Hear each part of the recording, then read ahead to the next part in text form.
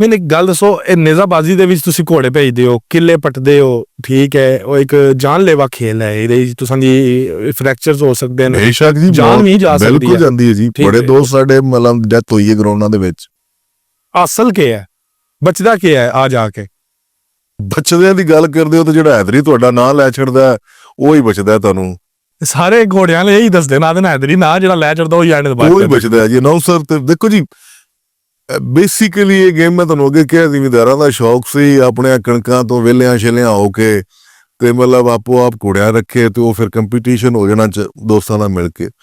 ਜਿਸ ਤਰ੍ਹਾਂ ਦੌਰ ਹੁਣ ਜਦੀਦ ਹੁੰਦਾ ਜਾ ਰਿਹਾ, ਚੀਜ਼ਾਂ ਸਕਿਊਜ਼ ਹੋ ਰਹੀਆਂ ਨੇ, ਲੋਕ ਕਹਿੰਦੇ ਨੇ ਐਕਸਪੈਂਡ ਹੋ ਰਹੀਆਂ ਨੇ, ਮੈਂ ਕਹਿ ਰਿਹਾ ਸਕਿਊਜ਼ ਹੋ ਰਹੀਆਂ ਨੇ।